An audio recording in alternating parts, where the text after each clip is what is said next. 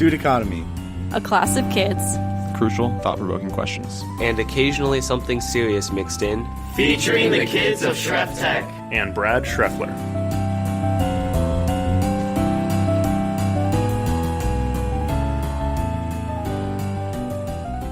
Welcome to the Student Economy Podcast. Today I'm here with Diego, Colton, Alex, Mr. Schreffler, and I. And today we'll be talking about high school experiences. Or just school experiences in general. And this will be episode 9. The concept was that we had a kind of depressing episode last week. I got some feedback that it was sad. It made from a human sad. Being, of all people. From a human being, yes, a teacher even. So we wanted to do something a little more uplifting today. Some of our best school experiences. Because while we had problems with teacher empathy, I think that school does a lot of things really well also. Diego, you want to start us out? Yeah. Well, first of all, I love high school, don't get me wrong. Everything is great about it. There's less restrictions and everything. But to be honest, in all honesty, my elementary years were the best days of my life. It was just amazing. Everything was good. Everything was chill. We even though we walked in a single file line and everything like that, we had recess and then PE. And PE. Yes. It was amazing. And I not was only that, like in the morning.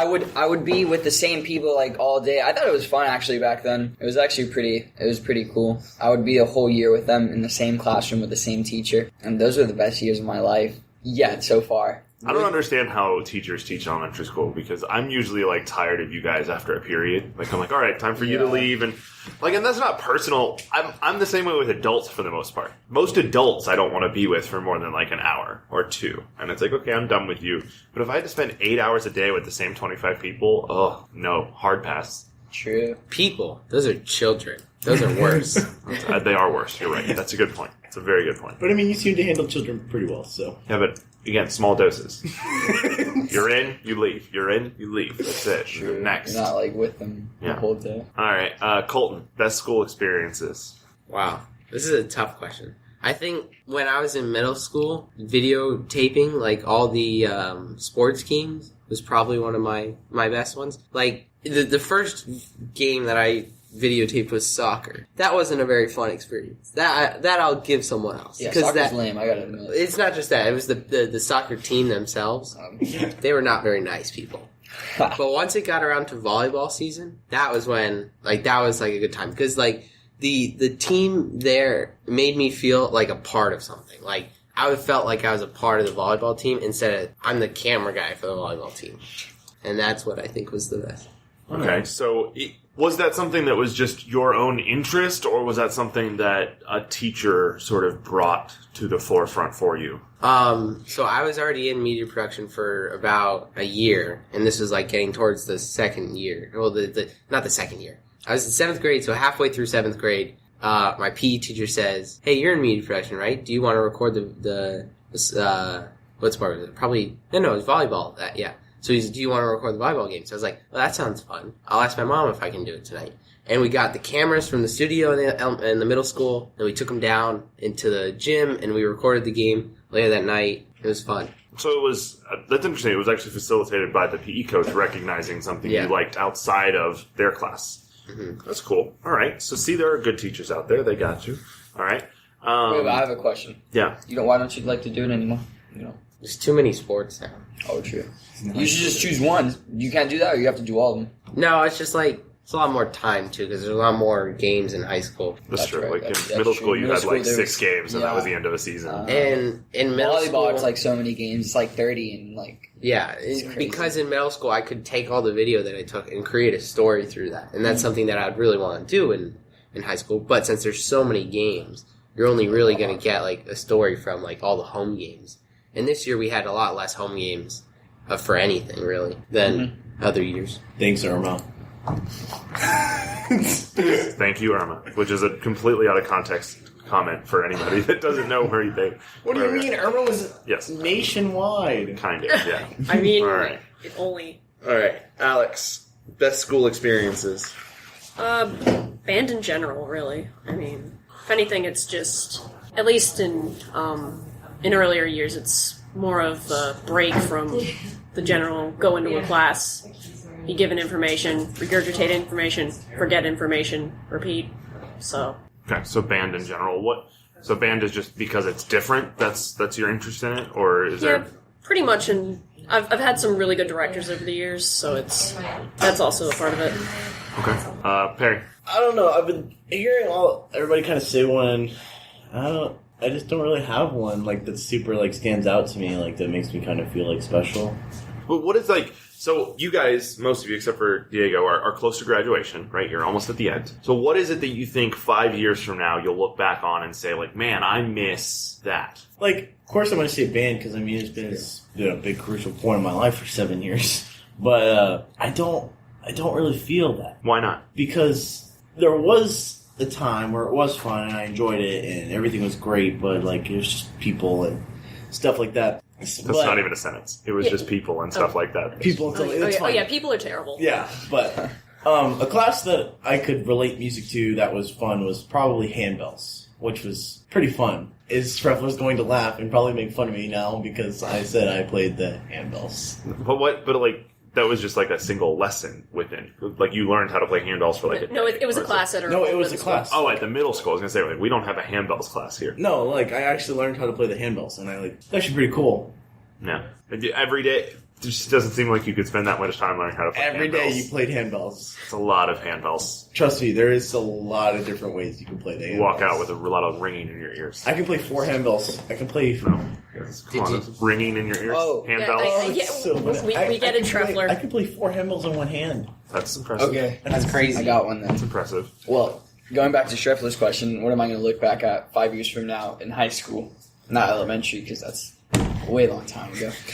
Football was like, it was like therapy. Like, it would just take my mind off everything. I would go to practice. I wouldn't worry about homework, nothing like that. I would get banged up, but it was nothing. It was like, it was the sport. It was just amazing with the people. I always had fun with the teammates. The bus rides were the best thing. I always liked away games because the bus rides, they'd be like, it was just, we'd all interact and act like animals on the bus. It was fun. I mean, I think for the most part, most people don't look back on their school experiences. Most adults don't look back and be like, man, I miss going to English every day. Like, oh, English was so great. And I mean, I'm an English teacher. So I still don't look back and be like, man, I miss English class. Like, that's not a thing, right? Like, but it's those experiences, those connections with people that are really, what we look back on. I think you're right. You guys talked about band and you talked about sports and even recording for sports being involved, right? That social component, that connective component is really what I think people look back on so much. I wish someone had said they were going to miss ShreffTech. Like, I mean, I think this is kind of a unique experience that... Oh, and then you would have totally made some sort of excuse like, good job butt kissing. And then I would have been like, oh, that's so funny. So that's why I didn't say anything. Because I was like, oh. Well, I learned my lesson during the call with the Canadians. Yeah, that's true. All right. The other thing we were going to talk a little bit about, and this was in the Lost episode, so we've talked about it somewhat, but we'll do it again. Yeah, there's a Lost episode. We're going to talk about this Lost episode for a while. No one will ever hear it. It doesn't exist. It's lost until it gets leaked. It's not going to get leaked. It's not getting leaked. Anyways, so we're going to talk about. The thing we're going to talk about is some of the most ridiculous experiences we've had in ShreffTech because. The tech support industry is full of unique and funny experiences, and so some of our most ridiculous ShreffTech stories. Welcome to r/ShreffTech. Ridiculous ShreffTech experiences. Alright, I'll probably go on for about 2 or 3, because some of them are kind of funny. Alright, so it was 5th period one day, and I was chilling here with the pass, and this girl comes in, it's lunchtime, and she says that her laptop's not working. And so I open it, and I'm like, oh, okay, it won't turn on. And I'm like, is there anything that you did to it? And she was like, I mean, water spilled in my backpack, but it didn't touch my laptop. My laptop's completely dry. And I was like, so you spilled water on your laptop? Okay. Yeah, so your laptop's not going to work because you spilled water on it. And she was like, but my laptop's dry. So in her world, somehow she had spilled water into her backpack, which contained her laptop, and her laptop had been magically protected from the water. Yes, she believed that there was a physical barrier that was protecting her laptop from the water. All right. And it's just a coincidence that it no longer turns on. It's just completely unrelated. No, just completely unrelated. And so, alright, that was that story. And the year before that, I was an intern for ShreffTech. We'll put it that way. We're all interns here. Yeah, I was going to say, it's an intern. He was an intern's intern last year. I was an intern's intern. So, I come into first period, and I'm just sitting there with Shreffler playing some Magic, just casual first period things. And this guy walks in, and he doesn't have his laptop out yet. And we're like, hey, what's your problem? He's like, my laptop's busted. And we were like, okay, can I see it? And he brings out his laptop. And this thing is completely demolished. It's surprising how many people come in, because I had that same experiences this year, too. Goes, no, his is worse. I know his is worse, but this guy came in, he's like, my internet's not working, and I open it, and the whole screen's cracked. I'm like, why is your screen cracked? And he goes, but the internet's broken, just fix that. I go, no. That's not how this works. Oh my God. And he's like, my friend ran over it. And I was like, oh, your friend ran over it. He was like, yeah, he just backed up over my backpack. Yeah. Didn't he try to say that that's how he got it first? Yeah. He tried to, your thing is flattened, and he's like, that's how I got it. That is the ShreffTech #1 rule. That's how I got it. That's what they always say. They came that way. They came that way. Came that way. No, that's not how No, it's definitely not.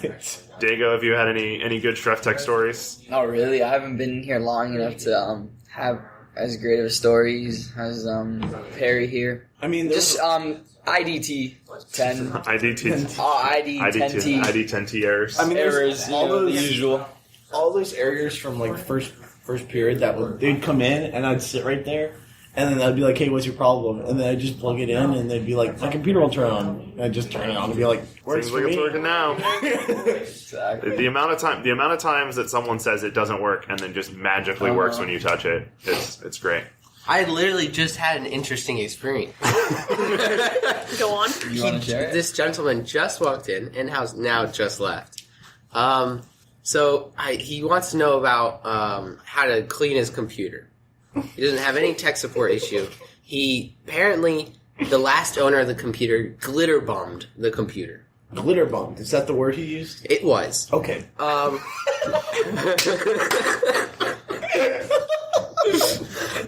And I was like, well, you could use tape to, pick up the glitter, and then, the glitter wouldn't be everywhere. He goes, I was thinking a vacuum. I was go, okay, yeah, that'd work. And I don't know really why he needed to come in here for that, because he already knew the solution. Then he asked what recording software Shreffler was using to record this very podcast you're listening to right now. And I said Audacity, and he goes, oh, that's cool. I was hoping he was going to be my YouTuber or something like that. Oh, I was hoping he wouldn't have the audacity to say that. He just said, he made some comment about being a YouTuber. I'm like, what? I mean, And this is as he's walking out, so I can't hear him. YouTuber. You should go look at his vlogs. Shreffler, have you had any interesting ones, even though most of the time you just yell at us when somebody comes over and walks to you? So. I've had interesting experiences with the people in the class, but we can't share those experiences because I felt bad and they were kind of cruel. So we shouldn't say anything about that. Is that Diego low-key apologizing? That is. I've already apologized to Oh my Shreffler. God. I haven't for any of We're that. talking about the time you completely just went off watching curling, or like Yeah. About I am. pretzel in Germany. And then Rocky. Watch the table. Yeah, don't hit the table. We hear that on the mic.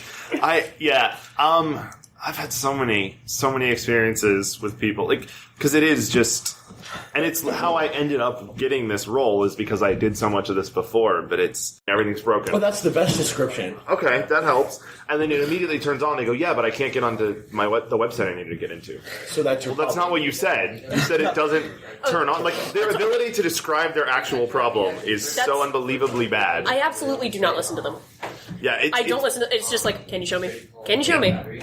Always Show me. show is the first step, because they will explain. The one I love is it won't connect to the internet. Okay, and you pull it up, and it's there's 7 different proxy extensions on Chrome added on, and we're like, maybe it's one of these that's to break the internet.